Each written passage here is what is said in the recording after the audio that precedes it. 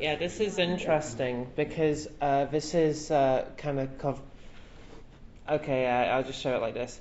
This is covering a lot of the work I did, or at least on the second half of my college course, and it's kind of covering artificial intelligence and generative imagery, and I'm kind of exploring the kind of messy ethics of it occasionally, and sharing some of my experience with it, because I feel like I'm coming from a slightly unique perspective, because I know there's a lot of discourse.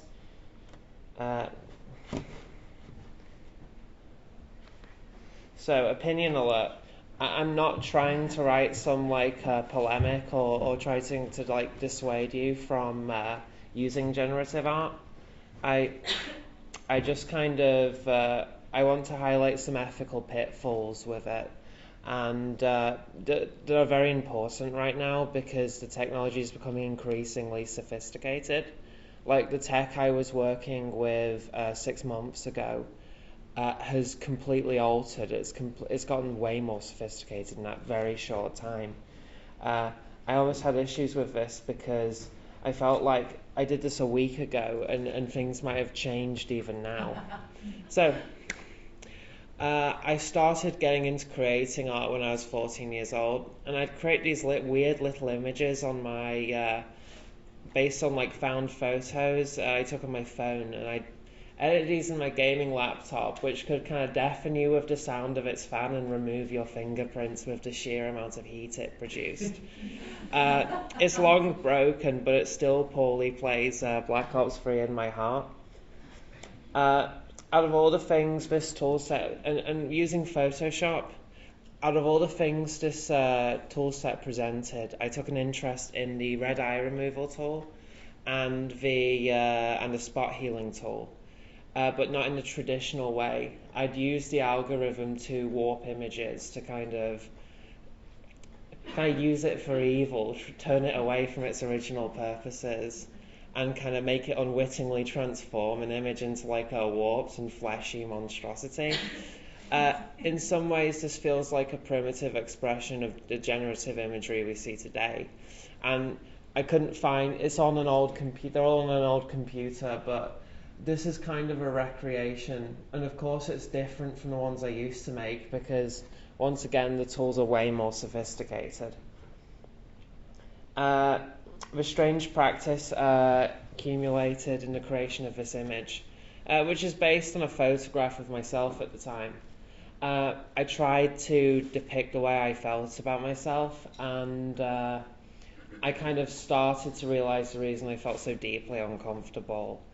This is kind of around the time I realized I had gender dysphoria. And the image is kind of haunting to me in retrospect. It's kind of like looking at a wraith or a ghost. And it's maybe one of my favorite works I ever made because of how raw and intense it is. But it also capitalizes, and something I'd see later is it kind of capitalizes of the strangeness of creating an image like this. Creating something that's kind of using technologies, create something that's kind of like an uncanny representation of reality. But 6 years later, weirdly enough, I didn't create any more images, or at least many more, using this technique, and it kind of integrated in my practice in more subtle ways. But it kind of re-entered my consciousness as generative imagery started to gather steam in kind of early 2020s, and I'd create these images based on photographs I took, and I'd use Looking Glass. Of course, I was interested in the technology, but a lot of the tools people were currently using to build data sets, they were programming them from the ground up, and I didn't have the knowledge to do that. And Looking Glass was more accessible, it was freely available, and you could put images you made in, and you'd get images out. So, and it would use a second, it would combine your images with an existing data set it had. And so you get these kind of uncanny and since it was early artificial intelligence, you got these very uncanny and kind of dreamlike kind of places and that kind of interested me because I was I they feel like things you'd see when you were dreaming. You know, they lack a level of detail, and occasionally some kind of strangeness creeps in. This one I'm really happy about. It was based on an old outhouse that was just in the middle of a field. And it was a boon for me. I found myself feverishly taking more photographs to further push this practice. Something about taking familiar imagery and altering it with the technology. I liked that the approach was highly trial and error. You really didn't know what you were going to get at the other end, and you could get anything, really. And sometimes the existing data set would bleed through more and produce anomalies. And this was always a treat. I was a big fan of this. Most of the appeal was kind of generating these anomalies. There's one later up where I like you'd get like weird guys in them because a lot of it was trained on pictures of people, of course. So you'd get these strange kind of uncanny figures. And of course I would scale them up using content aware scale because the original images were only 300 by 300. But sometimes some of the detail and value in them were lost. I based this one off, I trained it on like scans of my sketchbook. So that's the data, that's the output, the raw output, and that's the altered output. But of course, these algorithms with content aware scale basically tries to guess like the kind of pixels that would be in its place to make the image bigger. And I was doing this in like an open source software. I wasn't using Photoshop, so that became like even though it lost some of the value of the images, that became a second interesting process. And here are a few of the images I made. Some of the notable ones. The kind of dreamscapey kind of like the ones of the photographs I think are the best. They kind of have this like, I know this term has been done to death, but they have like a liminal spaces quality, and they also have, and sometimes you get really weird stuff.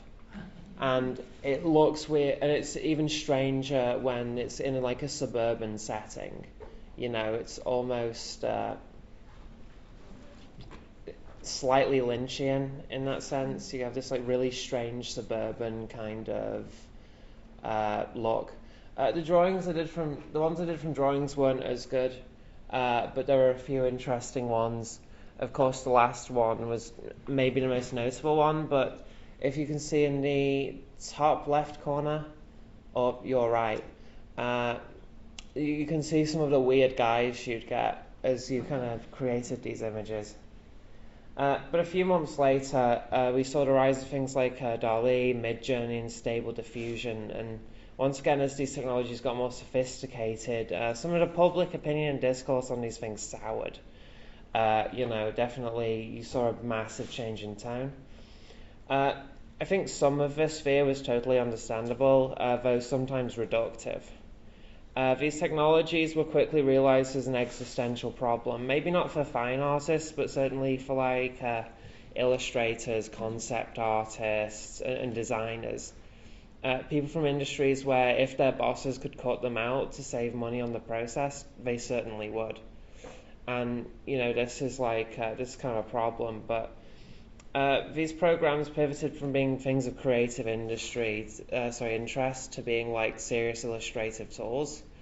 And more questions arose about the ethics of the images used in these data sets. An AI creates images based on the data set. Without the data set, there's no images.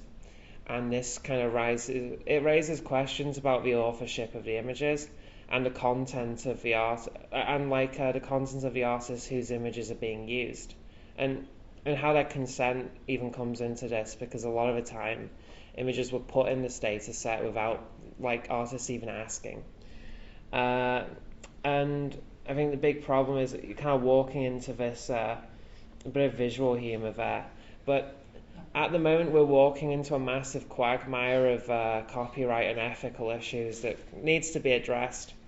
The dataset issue could easily be addressed by having one that consists of images in the Creative Commons or consisting of work added with the explicit consent of artists. Issues pertaining to business using AI imagery as a way to cut out creatives, I don't know.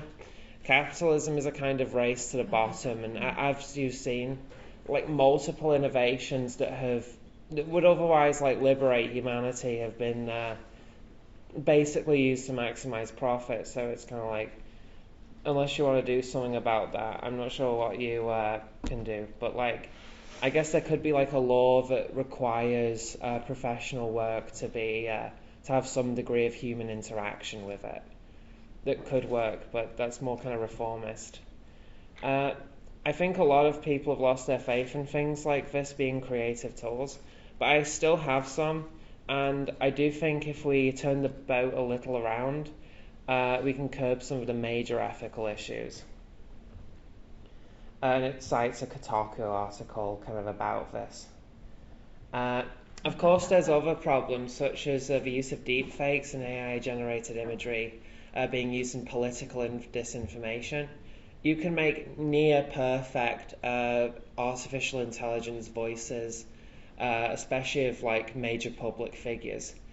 I think China was massively ahead of the curve here because they made it like, so if something was generated by artificial intelligence, you'd have to watermark it as such kind of and this was back in December. Deepfaked voices and videos are going to be a massive problem for the already paper-thin idea of a shared reality. If you think your average Facebook user is like incredulous enough to figure out whether the deepfaked video of Joe Biden saying we're going to war with China is real or not, you have a great deal more faith than I do. Because and even then, that's kind of, if I wasn't as kind of switched on about stuff like this, and I saw a video like that, even if it was slightly, it wasn't too convincing, maybe I'd have to check, because it's becoming like more similar to reality. And I think whilst this is new and frightening territory, I still have some faith in artificial intelligence being used by artists. Whilst generative images on their own aren't art, I think art is ultimately what the artists do and create with these tools. And I kind of wanted to do some questions if we have time.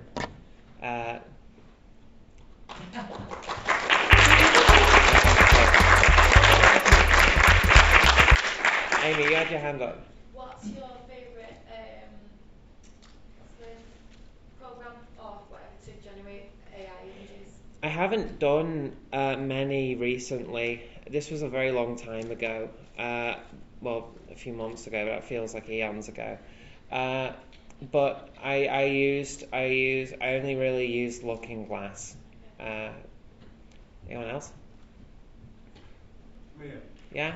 I thought it was really, really interesting. Thank you very much indeed. It's a really fascinating subject. I was talking to Level 5 yesterday as part of the visual analysis module, talking about how it's really important when looking and examining art, we explore the social, cultural, and economic and political sphere in which it was made. I could have added to that the technological era in which it was made, because that's what shapes the art of any period. Oh, yeah. And it's always been the case, and it will always remain so. There's a big show just on at the moment, the Rijksmuseum in Amsterdam, and it's devoted to Jan Vermeer. And Vermeer, back in the 17th century, was using indisputably a camera obscura to make those works. They're no less works for having used such a sophisticated tool to make them. It's just using the tools that are available at the time. I think artists will, as you're indicating, they're going to use this AI technology. Oh, yeah. And I'm less frightened by it than I think perhaps you are. I just think it'll be just another tool that we explore. I think there are some existential issues for illustrators particularly. I don't think there is much for art. Art's about soul. It is about the artist Yeah. who makes the work, and that's going to will out in the end. Oh yeah, But definitely. there are the bigger issues for those people who are using this AI-generated technology is the fact that all of the problems that we have with humankind itself, with all our prejudices, are baked into those algorithms. And that's what's really quite disturbing about it. Oh, The yeah. kind of the misogyny, the racism is often baked into those algorithms, those data sets, which then generate the images. And that is a bit disturbing. Oh, That's one of definitely, the yeah. reasons why I think it will fail ultimately. Mm. The other thing that might be worth exploring is there's a German artist and philosopher, which is called Hito Stale. Oh yes, the poor image. I've Poor image. yeah. Now the poor image, she talks about the poor image become an image which the poor image is the opposite of the high definition image, the image that you see in the cinema or that Netflix demands you watch and so on. It's all about a corporate look. The poor image is the image which has been copied and pirated and corrupted through so many iterations that it becomes something else. It becomes something which is almost proletarian, democratic, and becomes an opportunity to chip away at those corporate edifices. And so I think actually digital technology does have the solution baked into it as well, potentially. All technologies kind of have that potential. I thought what you said about biases was quite interesting, because this was a massive problem with, there was this AI, essentially I think it was made by the people who made Genshin Impact or something, but it essentially took you and turned you into like an anime character. But when people with darker skin tried to use this, it didn't even recognize them as people. And they rectified that, but I thought that was really damning. And of course, even outside of generative imagery, you have this situation where a lot of the kind of racism that's baked into things like policing, as that kind of modernizes, it almost gets worse. It gets more sophisticated. Like the machine itself is also racist. So that's kind of bleak. I wish I brought that up. You're completely right. I think I'm not too worried about artists. I think artists can handle themselves. Some of the perspective I'm coming from is more so because I also follow a lot of illustrators, and so of course a lot of my worry has almost been informed by them. Anyone else? Freya. If we're going from a really positive outlook, ignoring some of the worries that are very valid, where can you see AI going, or where would you maybe like to see it going in the future? What maybe possibilities? Because even just 2 years ago, I couldn't have thought of some of the stuff it's doing now. So what about even just 2 years in the future? I think there's a few good ones, good examples and examples I like. John Rathman, who is a visual artist, he actually did the album cover for Little Yachty's Let's Start Here. But I find the way he uses it quite interesting. He takes a lot of popular imagery and kind of mushes it all together, and he sometimes uses this to tell a story. I think there's something to be said about and he definitely capitalizes on the weirdness of AI. And I think that's very interesting, and kind of a weird visual anomalies that happen with it. Also, this is less AI art, but more so related to, I guess it is a sort of art piece.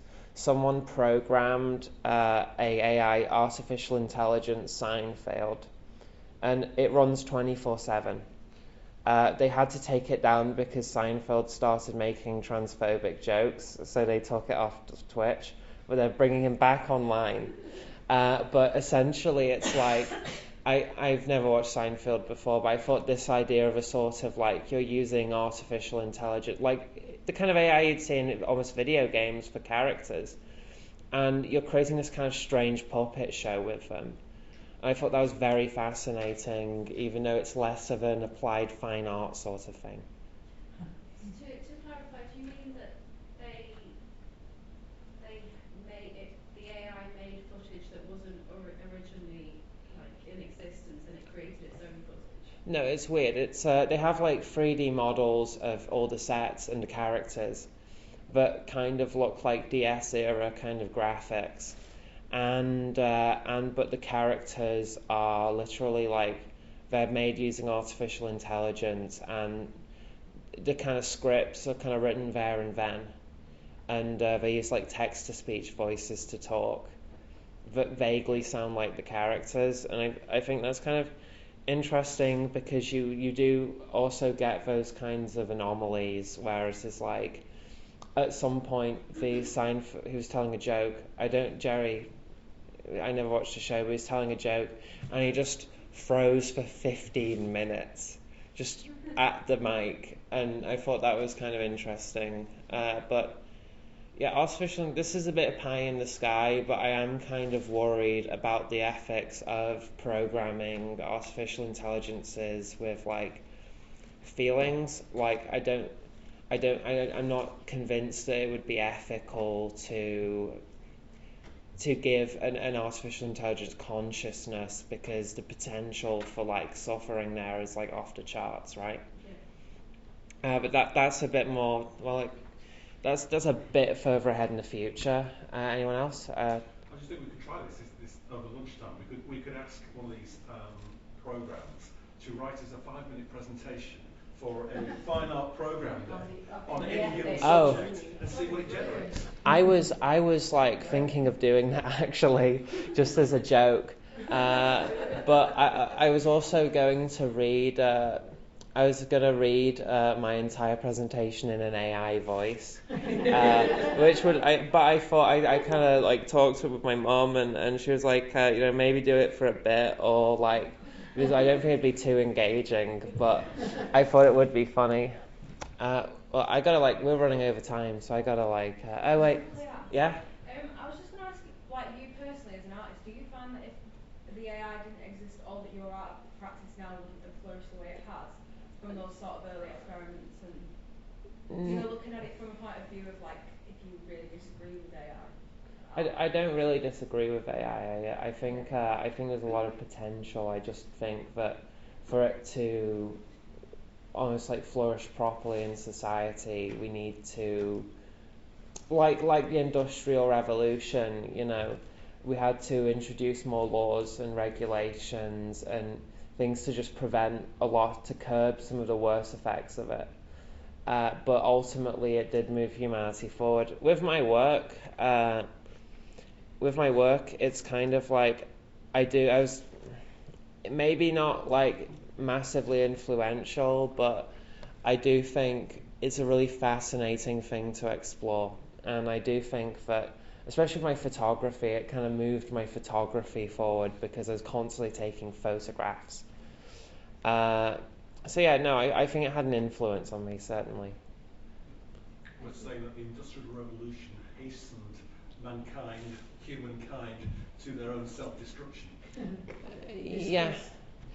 Yes, but celebrate it when I was at school. Not anymore. I think in some ways, I think some of it is issues kind of inherent to the way commodity production exists right now. I think we can have a sort of future where there is production in modern society, but we don't destroy the entire planet. I'm not going to go like the Industrial Revolution and its consequences on everyone, but I do think that we just kind of have to step forward and readapt these things so we can kind of continue living on Earth. To be honest, I gotta we're running way over time, so. That's all right. That's interesting. That's great.